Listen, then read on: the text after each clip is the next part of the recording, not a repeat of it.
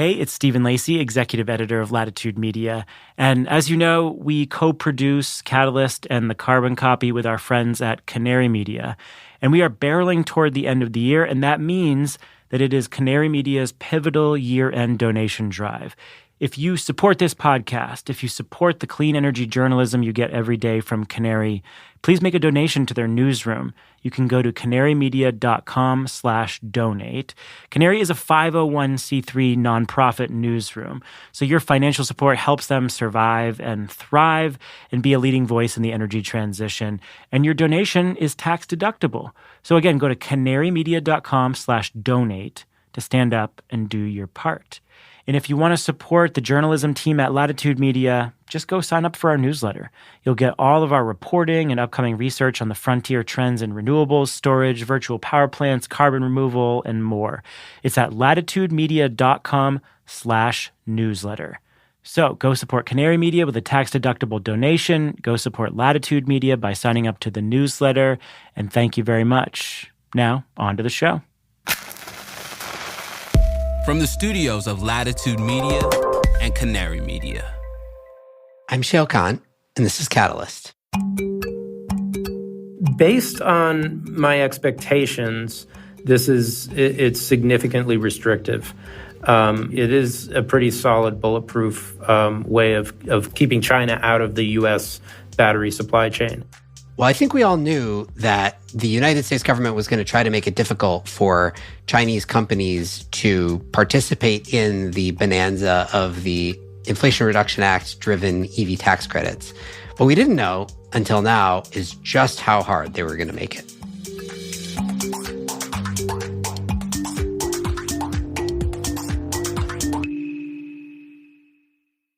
Catalyst is brought to you by BayVa RE, a leading global renewable energy developer, service supplier, and distributor. With over 22 gigawatts in their project pipeline, BayVa RE is rethinking energy every day and at every level.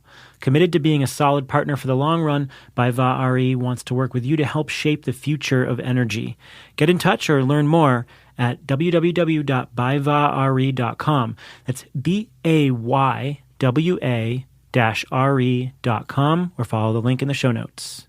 Catalyst is brought to you by SunGrow. For over 25 years, SunGrow has been delivering PV inverter solutions across the globe. Now in more than 150 countries, SunGrow's solutions include inverters for utility scale and commercial and industrial solar and energy storage systems. Backed by a dynamic technical R&D team and an in-house testing center, SunGrow is committed to clean power for all. Learn more at us.sungrowpower.com. I'm Shayle Kann. I invest in revolutionary climate technologies at Energy Impact Partners. Welcome. Okay, so 2023 has been the year of guidance from the U.S. government around the actual rule setting following the Inflation Reduction Act. And one of the areas where the guidance has been most important and honestly most complex has been in the electric vehicle tax credits, which provide up to $7,500 per vehicle for passenger vehicles if you qualify in a bunch of different ways. Back in April, we had a conversation with Sam Jaffe, who's my friend and a battery market guru, and also the Senior Director of Business Development at Adionics, to talk about all the complexities of the rules around the EV tax credits in particular, where you can source batteries from, where you can source critical minerals from, and so on. And it was complicated already at the time. But as we knew, there was still more guidance to come. And in particular, the thing that we were waiting on was how we were going to define foreign entities of concern, largely because it left open-ended the question of what role China could or could not play, and Chinese companies, I should add, in the EV supply chain. Well, that guidance finally came out late last week, and it's actually pretty monumental. I think the industry is still working through it, but it's going to have significant implications for both qualification for the tax credits in the near term and also what the supply chain ends up looking like, both domestically and internationally. So we brought Sam back on to do a quick update. At the beginning of this podcast, you'll hear a quick conversation between me and Sam that we held this week to just talk about this foreign entities of concern guidance that just came out. And then you'll hear the original conversation that Sam and I had in April, which is all still applicable today, and speaks to the broader question of sourcing for EVs and EV batteries to qualify for the tax credits in the United States and the implications that's starting to have on manufacturing. This has all still been true since he and I had the conversation. You've seen more and more announcements and more factories being set up. So please enjoy 2 parts of a conversation with Sam Jaffe, one this week, one back in April, all on the topic of where are we going to make all the batteries and where are we going to source all the minerals for the electric vehicles that we buy in North America. Sam, welcome back. Thank you very much. Thanks for taking some time on short notice to talk about foreign entities of concern. So we've talked before about the EV tax credits that came in the Inflation Reduction Act and all the sourcing requirements, the complex set of sourcing requirements that come along with qualifying for them. The latest thing that happened is that last week we got additional guidance on, I don't know, you tell me, but it feels like one of the biggest remaining open items here, which was how we were going to define rules around foreign entities of concern and battery sourcing therein. So I want to talk about what that latest guidance is and then what it portends about qualification for EVs for this credit and like all the rejiggering of the global battery supply chain that comes with that. So let's start with what was the latest guidance? So essentially, they're defining the term foreign entity of concern for the purposes of the tax credits. And they list out what makes a foreign entity of concern, which is essentially a company in China, Russia, North Korea, or Iran. And they go into some more detail about that, such as the percentage ownership of the Communist Party in China, or you know, if it's a joint venture, for instance, how much is owned by the Communist Party, how much is owned by the Chinese government, and what would qualify. And that number is now 25%. So it can't be a Chinese ownership Chinese company having an ownership of 25% or more, or else it becomes a foreign entity of concern and therefore disqualifies you for the tax credit. So it's obviously going to vary by different parts of the supply chain, but on its face, at the high level, you know, we know China is pretty dominant in various Chinese companies and China, depending on what segment you're talking about, it's fairly dominant in various places within the battery supply chain. At the highest level, do you view this guidance as significantly restricting the ability for EVs to qualify for the tax credit for the next few years? Or do you think like this is pretty easy? Based on my expectations, it's significantly restrictive.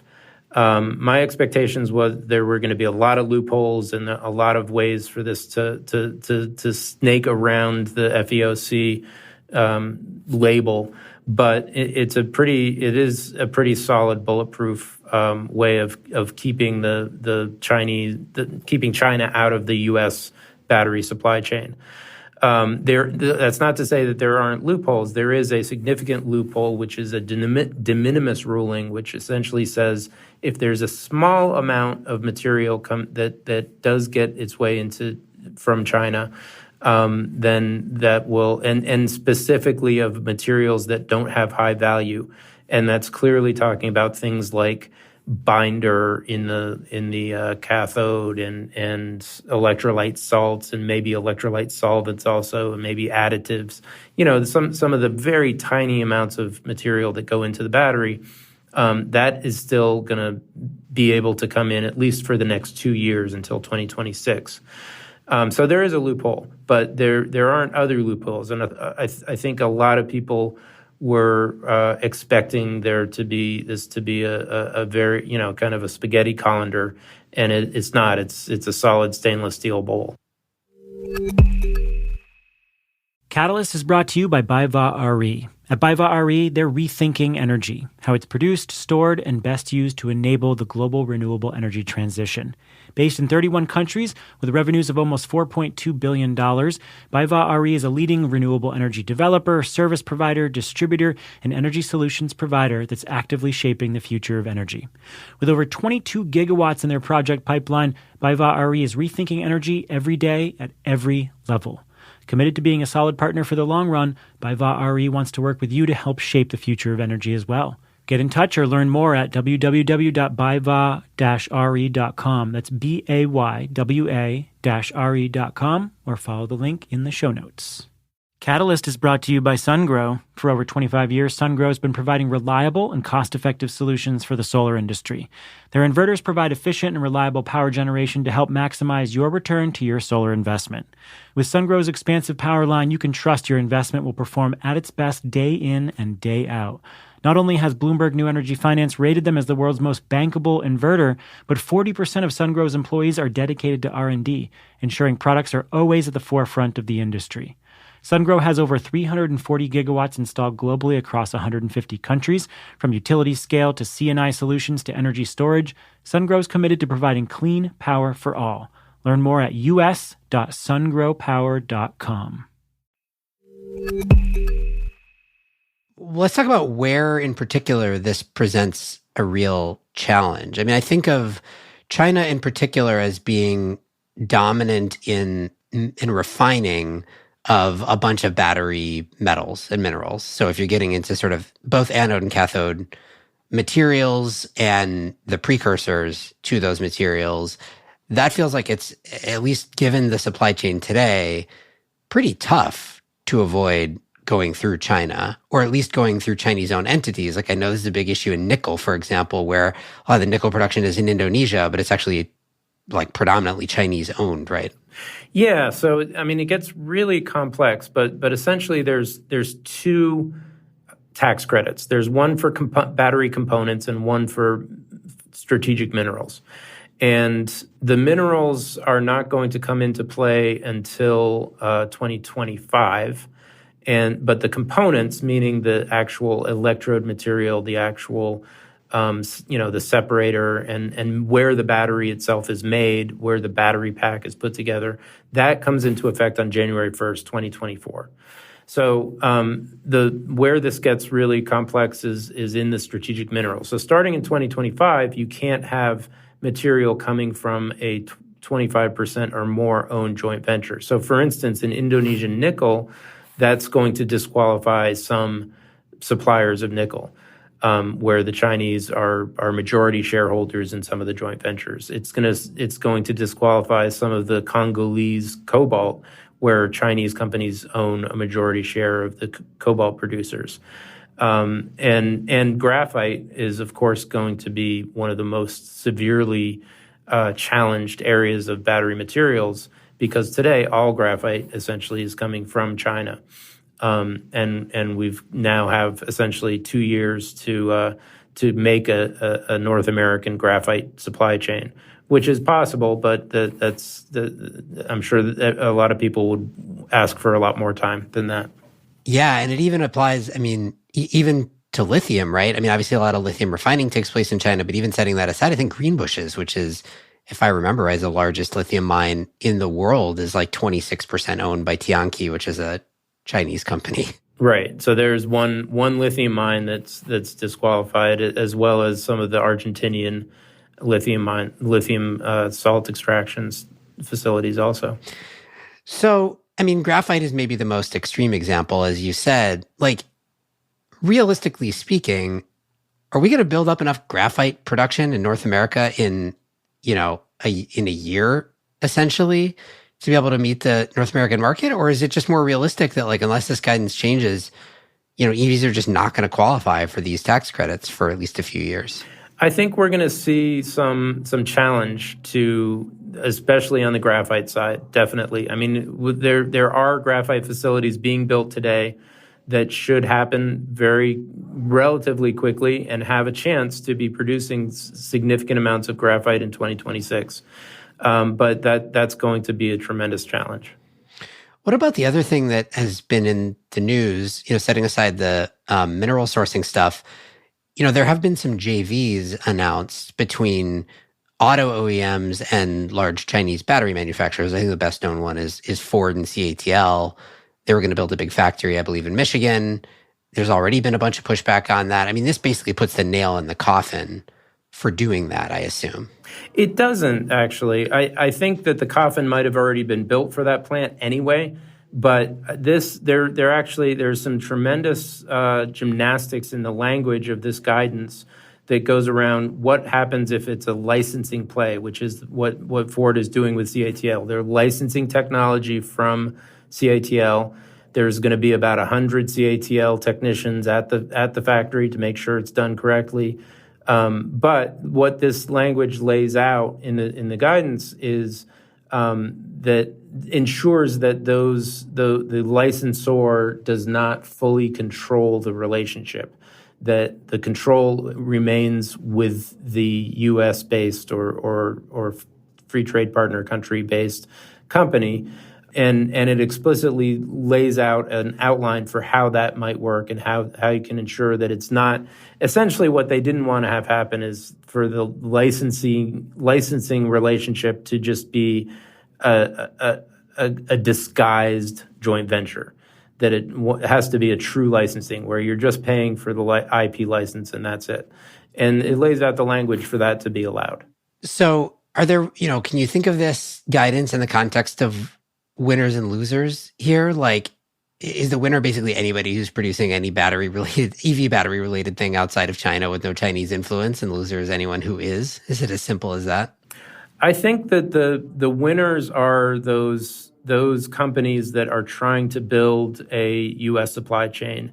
And, if there were leaks that allowed the Chinese to come in through various side entrances or back entrances, it makes that job that much harder. And so I think that's the significant winners. I think the car manufacturers are subtle winners in the sense that there is a 2-year time frame to get this to work. They can build a tracing process and a way of ensuring that all of their materials come from the right sources.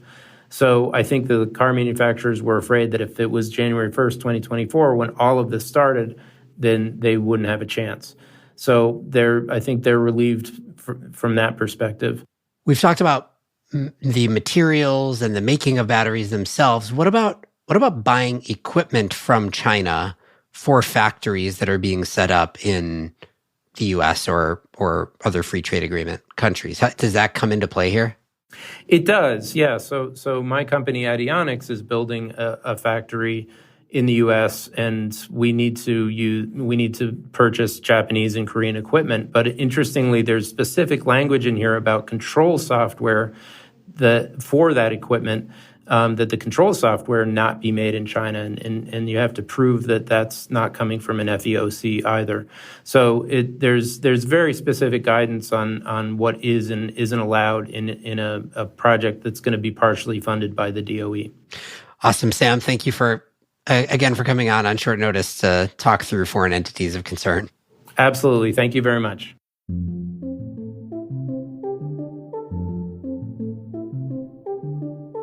Okay, so that was the update that I recorded with Sam this week about the Treasury's new guidance about foreign entities of concern. But back in April, Sam and I talked about the broader set of Treasury guidance around the IRA's EV tax credits. That conversation provides a lot of context to the update that you just heard, so it's worth a listen. Again, here's my conversation with Sam from April. Sam, welcome back to Catalyst.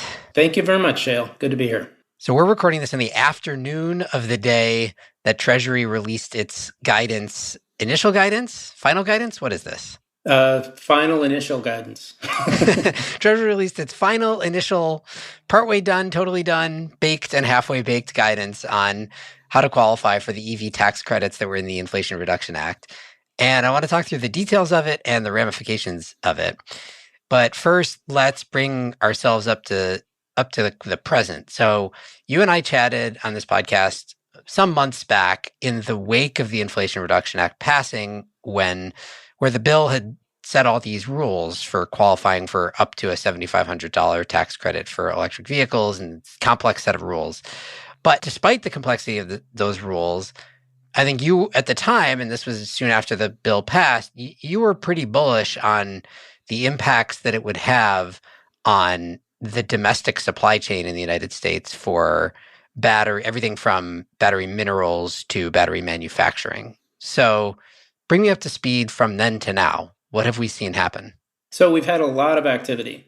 On the guidance perspective, we've had the Treasury Department issue a white paper in December that talked about this concept of constituent materials. So it's kind of an interim step between strategic minerals, which is one half of the EV tax credit, and battery components, which is the other half of the EV tax credit.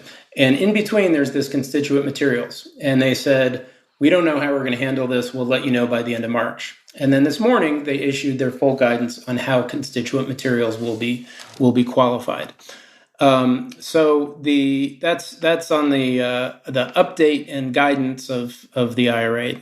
In terms of the actual progress of building out a supply chain in North America, there's been enormous amount of activity.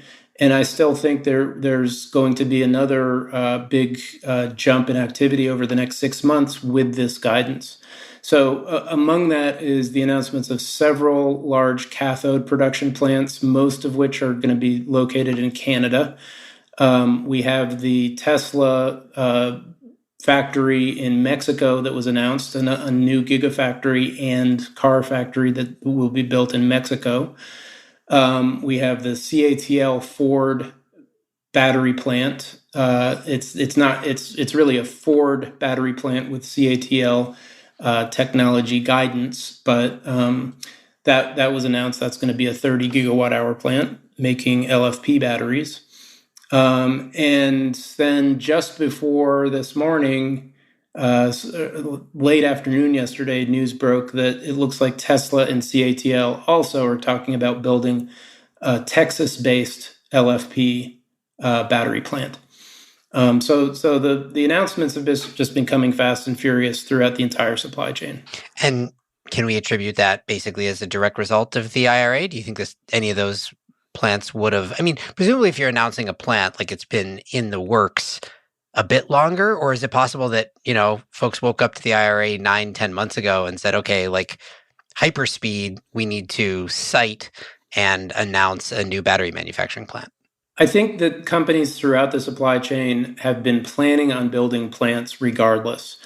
But the location of those plants in North America and free trade partner countries is what's new. And we've actually seen a shift, in some cases, of battery plants that were planned for Europe, where they said, we're gonna stop developing this and instead turn to building a plant in the US. Freyr did that, Northvolt did that, and a couple others and Volkswagen also talked about doing that. So I think we could pretty safely say then that the indications over the 9 months since the bill passed are that it was sort of working as intended, right? Because the point of having all these domestic content provisions in the tax credit was to attract manufacturing to the US predominantly, right? So it seems to have been working, basically. It seems to have been working, and not just in building car factories, which I think probably would have been happening anyway, but also in building battery factories and the entire supply chain along there. It definitely is happening, and it probably wouldn't be happening. A very small proportion of this would be happening without the IRA. So let's talk about the controversy that caused then, and in sort of two categories. One is with our geopolitical allies in other countries who have generally not been super excited about all these domestic content provisions. And the second being even domestically, where as the guidance has started to come out, there's been sort of an internal fight in the United States about, are we taking the domestic content intent of the legislation seriously enough? So can you kind of walk me through how you think about all the noisy fighting that has taken place about this? Yeah, I think internationally, there's certainly been a big disagreement especially from Europe and Japan, from Western Europe and Eastern Europe, the UK and Japan, all of which are strong U.S. allies, but do not have free trade treaties. And interestingly, Biden slipped in just before the shot clock went away. He slipped in a Japan battery materials free trade agreement through executive order. And we can come back to that because I think there's significance in that. But that clearly there are international disputes between allies that have to be that are going to be handled and probably negotiated through. I think that the biggest winners, though, of the other countries that are involved, Australia and Korea and Chile are by far the biggest winners. They all have free trade agreements with the U.S. and are going to come out looking very good from this. In particular, because of lithium, I assume. I mean, Australia and Chile Chile is where most of the lithium in brines comes from. Australia is where most of the lithium in hard rock comes from. So that's why those two, and then Korea, because companies like LG Chem make batteries. And also there's quite a big entire battery supply chain in Korea. Also, nothing compared to what's in China, but it is significant too. All right, so I think we'll come back to that because the significance of what the Treasury guidance today is impacted by these countries and what exists in these countries. Before we get to that, maybe let's just do a quick refresher. Can you just walk through the two components of the EV tax credit, what it takes at the high level from the bill to comply with each? Sure. So there are two parts to the EV tax credit. One is battery components and one is strategic minerals. Strategic minerals are the minerals that are extracted from the ground and then processed into battery materials. The battery components are the finished electrolyte, where the electrolyte slurry is put onto the foil, which happens at the battery factory, as well as the separator, the electrolyte, the foils themselves. And in the case of the strategic minerals, there is a percentage requirement of the total value of all the strategic minerals that must come from the U.S. or free trade partner countries. And that percent starts for strategic minerals, it starts this year at 40% of the value has to come from the U.S. or free trade partner countries. And that goes up 10% a year till eventually you get to 80% requirement. For the components portion, it's starting at 50% this year. It has to be made in North America, and it goes up 10% a year until eventually 100%. So in other words, you have to make the battery cell itself, has to be manufactured in North America, US, Mexico, or Canada. And the minerals have to come from the US or free trade partner countries. Now, interestingly, there's a big gap. There's a big hole in the donut there between minerals and components.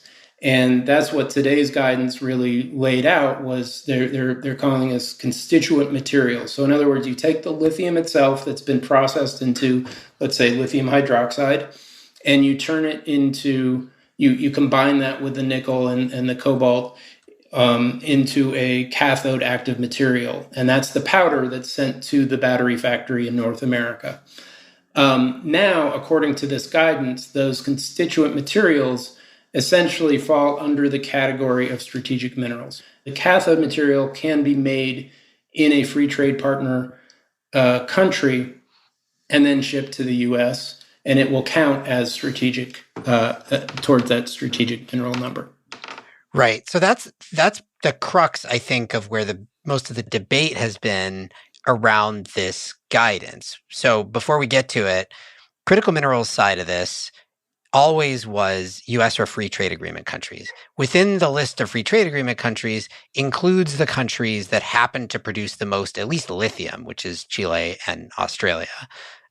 So that makes lithium sourcing, all else equal, relatively easy, right? Right.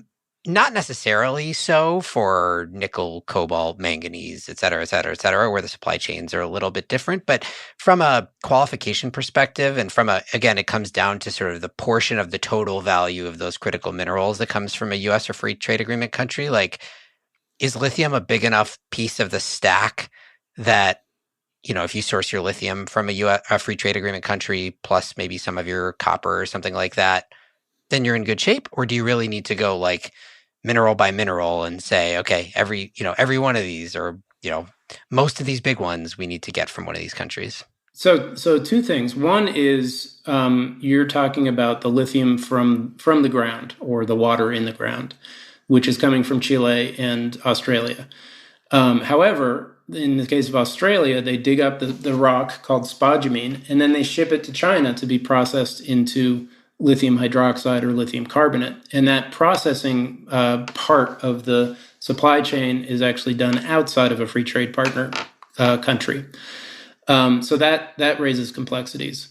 In terms of your question about the value of the lithium as a proportion of overall, no, that's a pretty small portion. By far the biggest for most of these electric vehicle batteries of all of the minerals is going to be nickel, and then lithium and cobalt probably fall in second. But the single biggest number to shoot for is the nickel itself, and that's a problem because most nickel is coming from Indonesia, which is not a free trade partner country.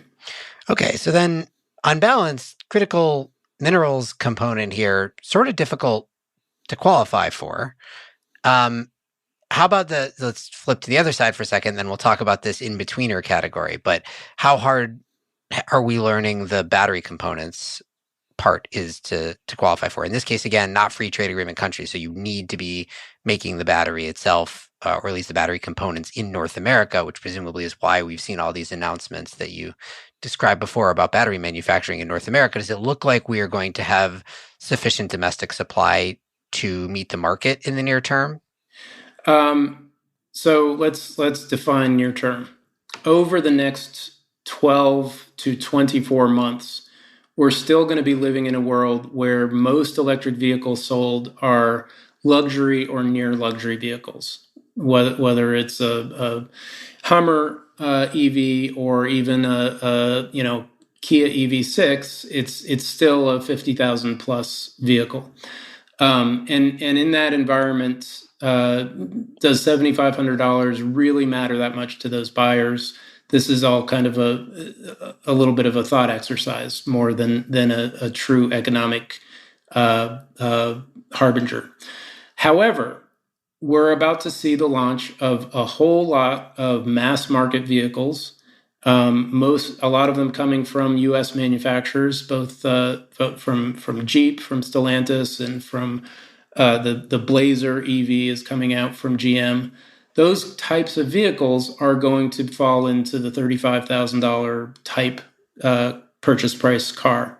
And when you get there, $7,500 really matters. So what's going to really matter the most is when those vehicles come out in 2024 and really get pushed to large volume in 2025, what will be the state? And at that point, we're going to have the LG GM Ultium joint venture making over 100 gigawatt hours of batteries throughout this country.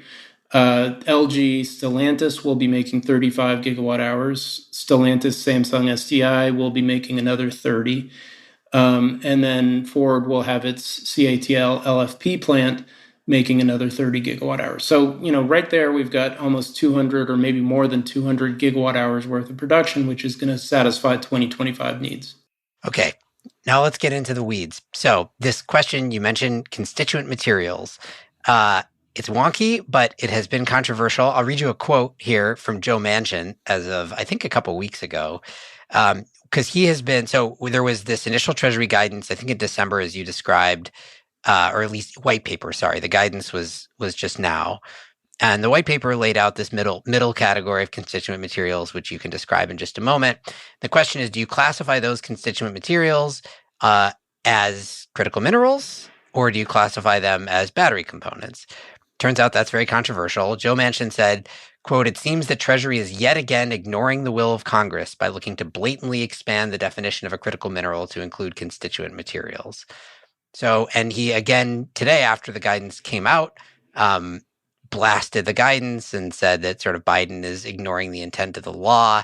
So it's been controversial there from a political standpoint, but then also, there's been a bunch of reporting of companies who are trying to build domestic cathode manufacturing who've come out strongly with opinions about this as well.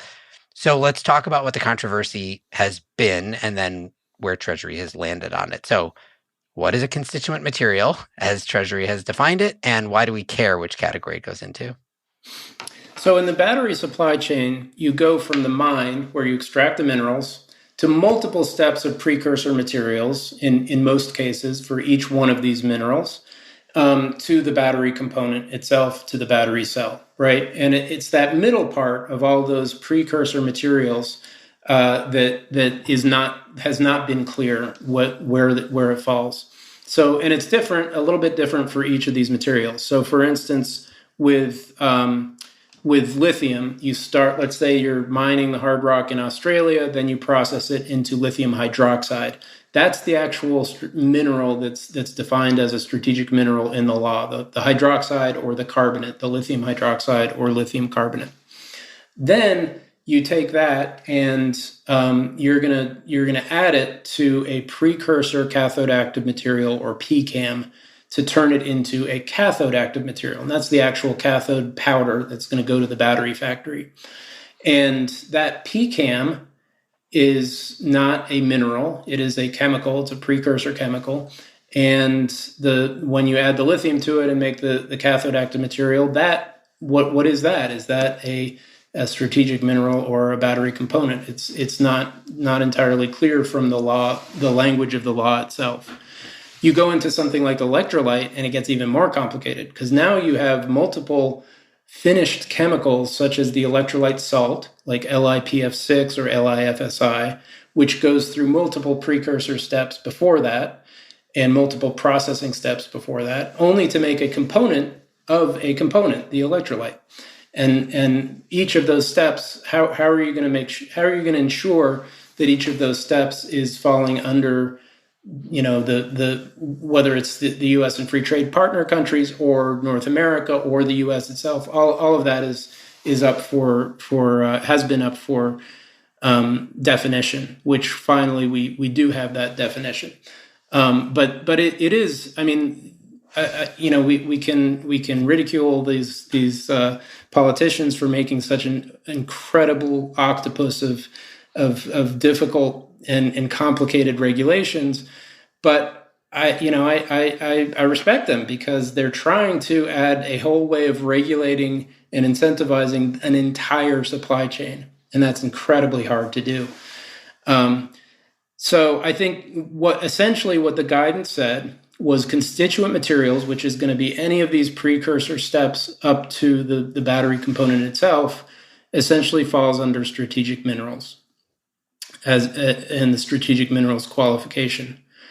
Now, they added this 50% rule, which says at each step of processing, from extraction to each of the processing steps that whatever the material you're talking about goes through, 50% of the value has to have been added by a free trade partner country or in the U.S. itself. So, in other words, if the lithium is mined in Australia, that counts. That's a free trade partner country. If it's processed in China, boom, it doesn't count, because we don't have a free trade treaty with China. What if it's processed in Korea? That counts. Let's go away from lithium, because that's the easiest one. That's only one step to a shippable material. But something like manganese, which has 4 separate stages of processing and refining, it has to be mined, and then it has to be processed into electrolytic manganese metal. In at least 50% of the value of that has to be done in a free trade partner country or the U.S. Then it has to be turned into manganese sulfate. Again, has to be done in a qualified country. Then it's combined with the nickel and the cobalt to make the PCAM. It has to be done in the right country. Then it's made into the cathode, has to be done in the right country, etc. And so each step along the way, you're allowed to add some element of something can be added from another country that's not qualified, but as long as 50% of the value added to that product in that processing step counts, then it counts. So let's talk about Korea for a minute. because I think this is where a lot of the controversy ultimately lies. So imagine that you are a cathode material producer. In fact, imagine you're somebody like Redwood Materials who's building cathode manufacturing in the United States. If you had been qualified, if cathode active materials, which is in this constituent materials category, had been considered as a battery component, then only North American production of cathode materials would count, and clearly that's a big advantage to you.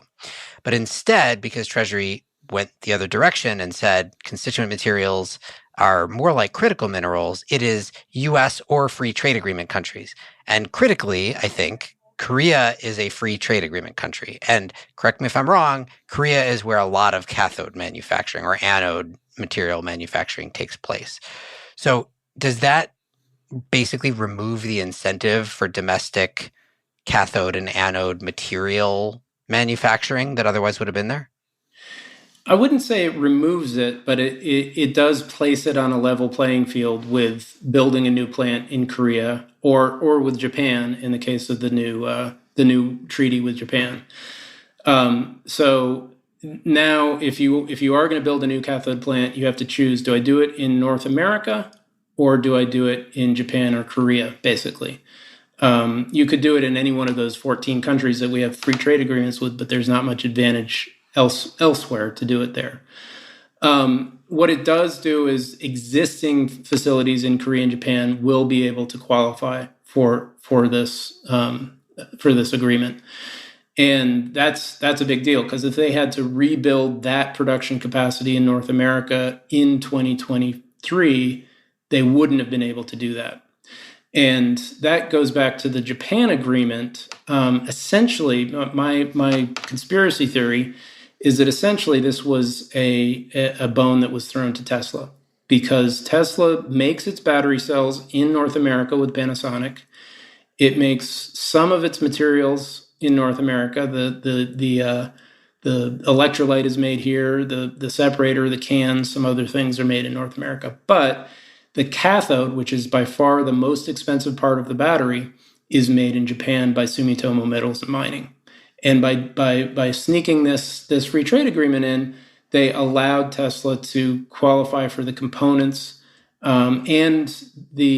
allowed them to qualify for the strategic minerals portion of the EV tax credit that otherwise they wouldn't have if Japan wasn't allowed. Okay, so that's where this controversy has been. Clearly, the administration, or the Treasury at least, was kind of trying to thread this needle where, like, on one hand, the whole point of this legislation is to protect domestic manufacturing and build up a supply chain. On the other hand, there was clearly, they were getting pushed, I think, both by our free trade agreement countries, possibly by auto manufacturers, maybe Tesla included, on this. And so they were sort of trying to figure out what the right solution was. They fell on this side of it, and we'll see what happens. This is guidance? Is this what comes next? Like, what's left to be done here? So I think that there is one big hole in what we don't know, which is foreign entity of concern. And they did not give guidance on how they define foreign entity of concern for the purposes of the EV tax credit. They didn't give any guidance. They were asked very specifically: is a country a foreign entity of concern? Do you have to name the company itself as a foreign entity of concern? And they wouldn't even say that. So they still have another 6 months or so to provide that guidance. And that's important, because if you are today shipping your spodumene to China to be made into lithium hydroxide, then that's if China does turn out to be a foreign entity of concern, that will disqualify that material for the tax credit. So right now it is going to be qualified, but as soon as they name specifically what they mean by foreign entity of concern, that could change. Is there realistically any possibility China is not a foreign entity of concern? I mean, isn't, again, to the point of the sort of like intent of the law, feels like pretty clearly a significant portion of the intent of the law is to shut China out of manufacturing of batteries for EVs in the US. So the question is, will they say China overall is the foreign entity of concern, Or will they have to name specific companies within China as foreign entity of concern, and then start playing the game of the you're in, you're out. So that's going to be kind of difficult to do, but it could, they could look at companies that have a financial relationship with the central government would be disqualified, and private companies might not be. We'll see how that works out. Or they could just say anything in China is off limits. So putting back on your prognostication hat then, what is your sense of what this guidance does to the market over the next, until we get final clarity on everything? Everything proceeds apace as it had been? Does it divert any decisions, accelerate anything? I think it definitely so the regulators are walking a fine line between, do we make this doable or do we make it too complex and take into account every little nuance, but then it's just too hard to qualify for these things? Or do we make some broad brush measures and make it doable for the car makers to qualify? And what I see in what they've done is that they've erred toward the side of broad brush measures, and by that I mean specifically identifying constituent materials as strategic minerals, and therefore allowing for not just U.S. production or North American production, but an alliance of countries that is going to be able to make this happen. All right, Sam, as you said, it's an octopus of, I don't remember what you call it, but it's an octopus of complex regulation, but so is the battery industry. That's why we talk about it so much. Thank you for helping to illuminate it once again. All right. Thanks very much, Shayle. Sam Jaffe is a longtime battery industry analyst and is now Senior Director of Business Development at Adionics. This show is a co-production of Latitude Media and Canary Media. Head over to canarymedia.com for links to today's topic. Latitude Media is supported by Prelude Ventures. Prelude backs visionaries accelerating climate innovation that will reshape the global economy for the betterment of people and planet. Learn more at preludeventures.com. This episode was produced by Daniel Waldorf. Mixing by Roy Campanella and Sean Marquand. Theme song by Sean Marquand. I'm Shayle Kann, and this is Catalyst.